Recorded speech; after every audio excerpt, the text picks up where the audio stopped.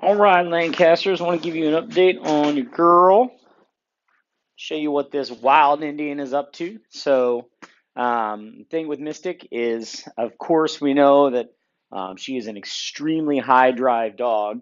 And if I have anything in my hand that she thinks I'm going to throw for her, she is so intense and so focused. It's actually a lot of fun. Um, but anyway, I want to show you what we're working on and how we're going to fix it. So if I throw something for her to go get, she'll run around. I mean, she'll run, as you know, it doesn't matter what it is or how far you throw it, she's going to go get it. The thing is, if you look at her right now, this is play mode. She is playing with the toy. And obviously, I want her to retrieve it and come to heel. And so that's the major thing that we're working on fixing right now. I want to show you how we're going to do this. So what we're going through is we're going through force fetch. Um, and she does not like it when we put away the toy because she loves her toys. I assume she probably has an assortment of things to destroy in your house. Good. Heel. Heel. Good. Sit. Good. Good girl. So what we're doing is we're trying to break this down into a step-by-step process so that she understands, I want you to come here with the toy and stop playing around with it. So how do we communicate that to her? First off, we have to get her out of play mode. So what I've done here, put the leash on her and just given her a little simple tug. Good. Sit. Good. So that she understands, hey, I'm in control. I need you to focus on me. We're going to work right now. All right. So what I'm going to do, I'm going to get the same stick. And we're working through our force fetch here. And you can see as soon as I get the stick, she gets excited, like maybe I'm going to throw it. Heel, sit. Now, she will grab anything that you put anywhere near her, which is great. But what I want her to do is I want her to hold it and have some control. And this is where she is struggling, or not, I shouldn't say she's not struggling, but this is the step we're working on, is what I mean. So what I'm going to do is I'm going to apply just a little bit of pressure to her ear, just enough that she feels that it's annoying, not enough to hurt her. Good. And then as soon as she gets the stick in her mouth, we let the pressure go. Girl, give. Good dog. Now, because she has such a terrific genetic tendency to grab, this is actually very easy for her.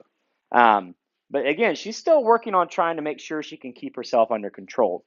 Right? But what we do is we're going to repeat this process again, and she knows she's trying to get the stick. She's trying to beat me to the game. Fetch. Good girl. Good. Nope. We do not want her to drop early. Sit. The key we have to teach her, sit, is when is it okay to let go of the stick, not play with it. So what I'm doing is I am tapping on the bottom of her jaw to help reinforce the fact that I want her to keep her mouth closed. Good girl. Good. Nope. Nope. Good. Give. Now, this is nothing more than an obedience command that I'm just instead of controlling her legs, I'm controlling her mouth. This is the heart and soul of our program, helping the dog understand that I'm going to control every part of them, even their mouth. Now, the good news is Mystic is zooming through this and seems to be actually rather enjoying some of the more tedious parts of the training. She's really is doing quite well. I'm quite happy with her. So I'm going to go fetch. Good girl. And I'm actually going to say the F word now when she grabs it. Good. Good girl. Good. Give. And then I want a command for her to release. And she understands that if she releases when I say, there's no pressure reapplied. Sit. If she drops it, we immediately reapply the pressure so that she understands that's not what I want her to do. So that's what we're working on. Fetch. Heel. Sit. Good. Give. Good dog. So we're going to incorporate this fetch command, sit, into what we're doing with our obedience. Sit. Fetch. Heel. Sit. No, no, don't drop. No dropsies. Good. Give. Good girl. And what's important here, what I'm watching is I am watching her body language. And what Mystic is telling me is she's having fun with this. Her tail's wagging. She's looking up at me. She's happy. Her head is up. She is certainly not in the dumps. She's certainly not. Um, she wants to work. She wants to do this, which is a great sign. Those are things that you can't teach. You can't teach a dog to love doing this. And so the good news is we're doing great. Fetch, heel, sit. Nope. Fetch, heel, sit.